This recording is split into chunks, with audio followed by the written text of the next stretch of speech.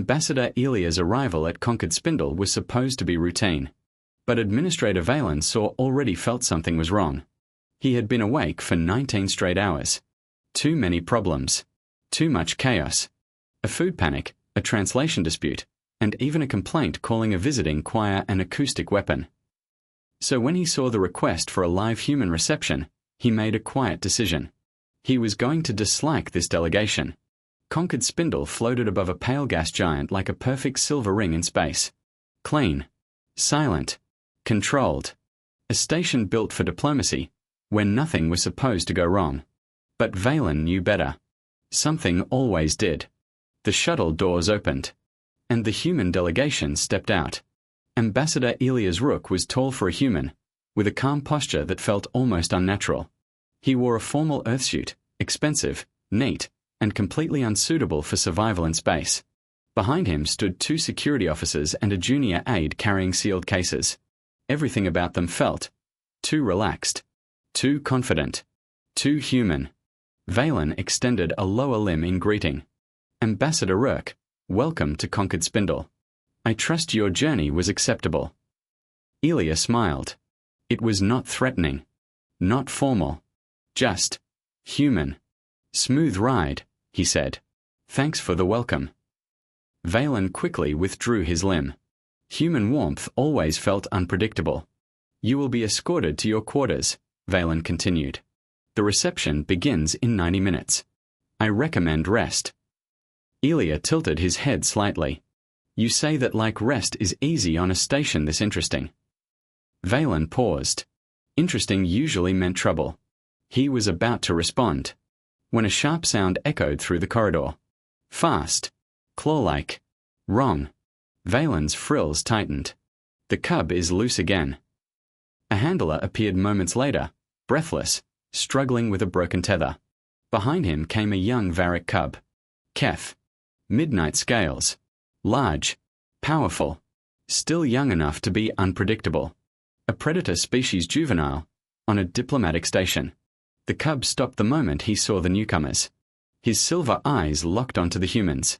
Ambassador, the handler said quickly. Please do not move.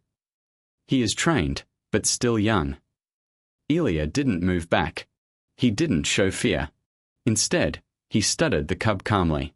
That's a Varric juvenile from the briefing, he asked. Valen stared. Yes. Elia nodded once. He's beautiful. The handler almost froze. Sir, please do not approach. But the cub was already moving closer. Curious. Alert. Unstable. Valen felt it instantly. This was turning dangerous. Pull him back, he snapped. The handler reached for the tether. But it was the wrong moment. Too sudden. Too late. The cub lunged. A blur of instinct and speed. He hit Elia's arm and bit down hard. Blood spread across the fabric immediately. The handler shouted in panic. Valen's mind jumped straight to emergency protocol. This is how diplomatic disasters begin. But then, Elia spoke. Not loudly. Not in fear. Just calm. Hey, easy, little man. That arm is in use. Silence. The cub stopped. Instantly. Like the words had broken his instinct. He released the arm and stepped back. Confused. Breathing fast. Shaken. Valen stared. A bleeding human stood in front of him. But he was not panicking. Not angry. Not even afraid.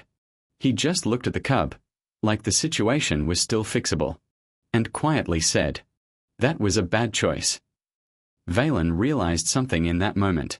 This was not going to be a normal diplomatic visit, because the human did not react like prey or authority. He reacted like someone who believed even danger could still be taught. The dock should have turned into chaos. A predator cub had just bitten a human ambassador. Security protocols demanded immediate containment. Medical alarms should have been screaming. And panic should have taken over everything. But instead, there was silence. Elia stood still. Blood was slowly spreading across his sleeve. The Varric cub, Keth, had backed away. His body was tense. His eyes were wide. Not aggressive anymore, just shocked. like he didn't understand what he had just done. Handler Jess stepped forward, shaking. "My apologies, this should not have happened." He slipped the tether. Valen interrupted sharply. "Medical team. Doc 9. Now." Then he turned to Elia. "Do not move. Verak saliva contains enzymatic agents. You may experience tissue damage or systemic shock."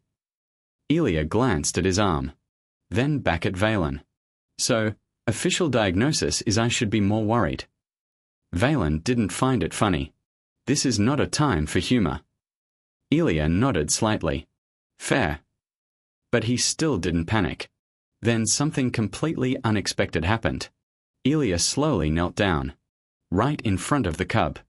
Valen froze. "Ambassador, do not approach it." But Elia didn't listen. Or maybe, he didn't care. Keth had backed himself against the wall. His body was shaking slightly. A small broken sound came from his throat. He wasn't dangerous anymore. He looked young. Lost. Afraid. Elia softened his voice. "Hey." The cub didn't move. "Look at me." Slowly.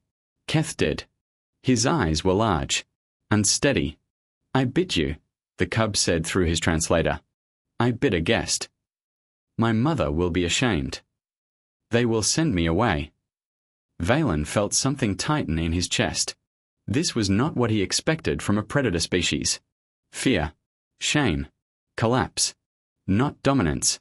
Not pride. Just panic. Elia exhaled slowly. Pain showed in his face now, but his voice stayed calm. "You got scared," he said. "And you made a bad choice. That doesn't make you a bad one." The cub froze. Those words didn't match anything in his instincts. Elia continued gently. "You hurt me a little, but I've had worse from a kitchen knife." A guard made a strange sound, almost laughter, almost disbelief. Elia ignored it. He reached out slowly. Not grabbing. Not forcing. Just placing a hand carefully on the cub's head ridge. "You apologize," Elia said softly. "You learn. You do better next time. That's how this works." Keth lowered himself slightly. His voice came out small. "I am sorry, human." Elia smiled faintly. "Accepted, kid." At that moment, the medical team arrived. They stopped instantly at the scene. A bleeding human diplomat. A shaking predator cub. And an entire station realizing. This was not a disaster. It was something else entirely. Something no protocol had prepared for. Valen stared at Elia as the human calmly stood back up. Still injured. Still calm. Still treating the situation like it could be repaired instead of punished.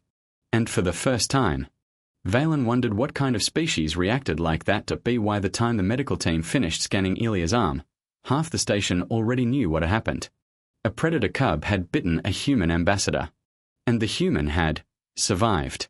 Not only survived, but refused emergency isolation. That alone was breaking protocol. Dr. Isaiah Vaughn reviewed the scan with clear frustration. "This should be worse," she muttered. Verak jaw pressure normally crushes bone. Their saliva should already be breaking down tissue.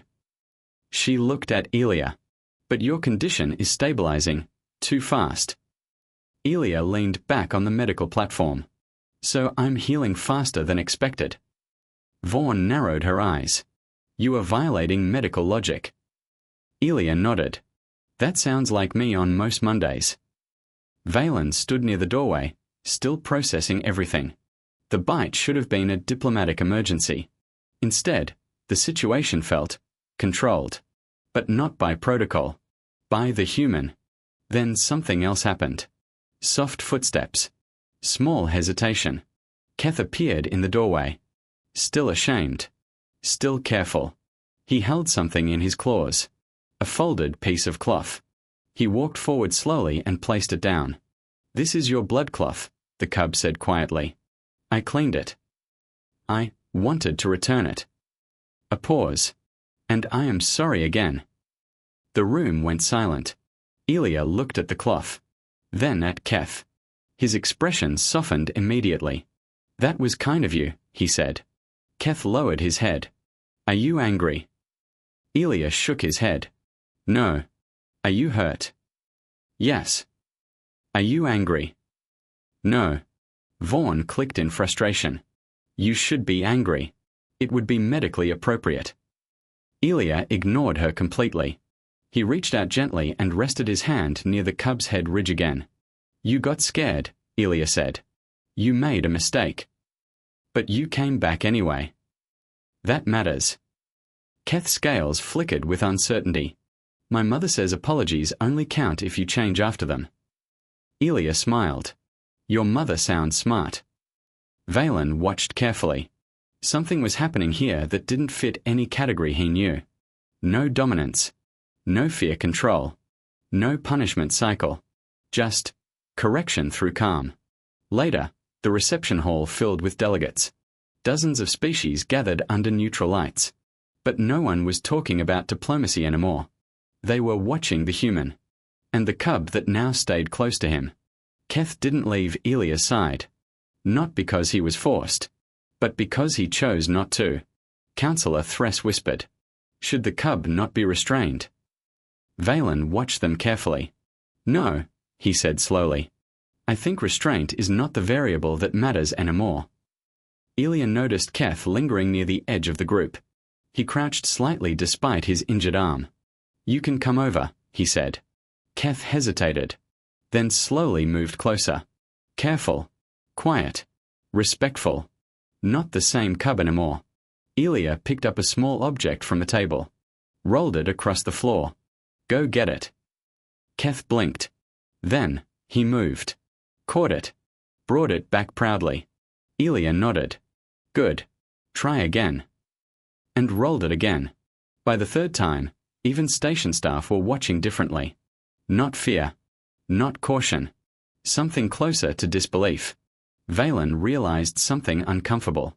The human wasn't training a predator. He was teaching trust where fear used to live. And for the first time since the bite, the station didn't feel like it was handling an incident. It felt like it was witnessing a change it couldn't reverse. By the next day, Concord Spindle no longer felt like a diplomatic station. It felt like an observation chamber. Because everyone was watching the same thing. A human ambassador.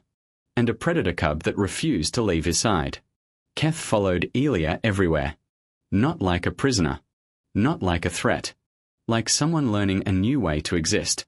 Whenever he moved too fast, Elia would say, ask first. Whenever he got excited, claws in. Whenever he hesitated, words before instincts. It should have looked strange. It didn't. It started looking normal. That was the most disturbing part for Valen. Even the staff began to gather in the garden dome. At first, just to observe. Then to stay longer. Then to understand. Because they weren't seeing a predator being controlled. They were seeing a young being taught. Without fear. Without force. Without punishment. One moment stayed with Valen the most. Keth knocked over a supply cart by accident. Containers scattered loudly across the floor. He froze instantly. Fear rising. Body stiff. Waiting for punishment. Elia didn't shout. Didn't move fast. He only said, okay, what's the fix? Silence. Then slowly, Keth started picking everything up. Carefully. One by one. Fixing his mistake himself. Another time, a courier stepped back in fear when Keth approached. The cub stopped immediately. Took a step back. And said carefully, I can give more space if you want. The courier almost fainted. But she nodded. And thanked him. That thank you stayed with Keth the entire day. Valen began rewriting reports. Not because rules changed, but because reality was changing faster than rules could keep up. Then came the incident in the market dome. A cargo rail malfunction. A trolley broke loose overhead. Warning alarm screamed too late. Below it stood a small child. Frozen. Unable to move. The crowd scattered. No one reached fast enough. Except Keth. He moved instantly. Not blindly. Not wildly. But correctly. He slammed into the child, pushing them clear at the exact right moment. The trolley crashed where they had stood.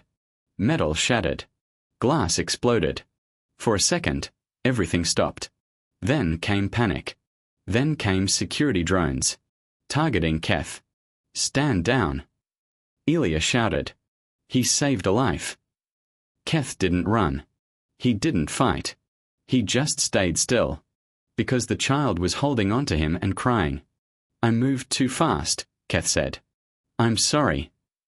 Elia knelt beside him immediately. "You did good. You did exactly right." That moment changed everything.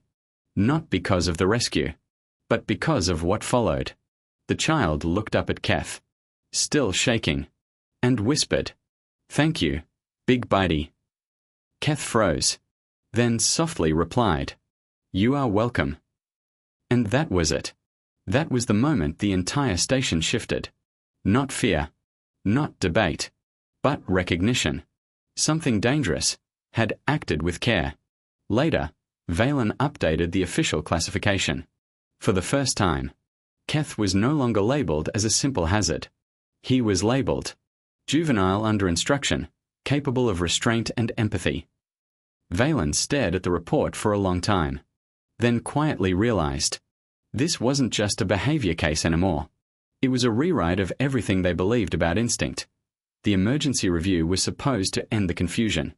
Instead, it made things worse, because now the entire station was divided. Some delegates wanted Keth fully released. Others insisted he was still too dangerous. And Valen found himself stuck between two versions of reality. The chamber was packed. Too many species. Too many opinions. Too much fear trying to sound like logic. Keth sat beside Elia in the center of the room. No distrants. Only a simple juvenile collar for identification. But he stayed close to the human anyway. Not because he was forced.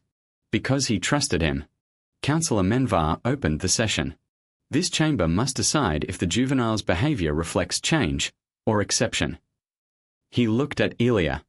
"Ambassador, do you claim this predator is safe?" Elia didn't hesitate. "I don't think he is safe in the way you mean." That made several delegates shift uncomfortably. "But I think he is learning." He continued calmly.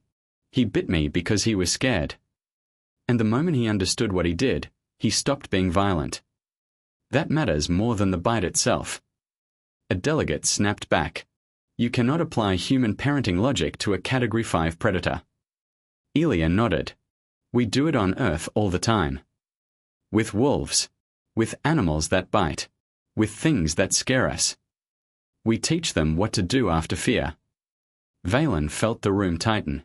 This was not normal diplomacy anymore. This was philosophy. Then Keth spoke. Quietly at first, but clearly. "I was scared. I hurt the human. I felt shame immediately. I did not run from that shame. I came back." The chamber went silent. Not because it was dramatic. Because it was honest. Keth lowered his head slightly. "I do not want to be the moment I failed. I want to be what I become after it." Even the most rigid delegates stopped moving. Because that was not a trained response. That was understanding. Then the market child from earlier was brought forward. Small. Nervous. But brave. They walked straight up to Keth. And hugged him. "He is nice," the child said. "And fast." That single sentence broke the argument in half. Because no protocol in the council accounted for a predator being both feared and trusted by the same victim. The vote followed soon after. Not perfect. Not unanimous. But decisive. Keth's classification was changed. From category threat to juvenile under supervised cultural development. Valen stared at the updated record. Then exhaled slowly.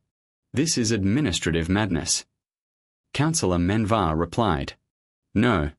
This is adaptation." Milky Way final scene. What comes next? Later, Valen found Elia and Keth in the garden dome. The cub was asleep against Elia's side. Completely relaxed. Like he belonged there. Valen asked quietly. "You knew this would happen?" Elia smiled faintly. "No. I just knew punishment wasn't the answer. Valen looked at the sleeping cub, at the human who refused fear, at the impossible situation that had become normal. You realize, Valen said slowly, you've changed the station's entire legal structure. Elia shrugged. Then it probably needed changing.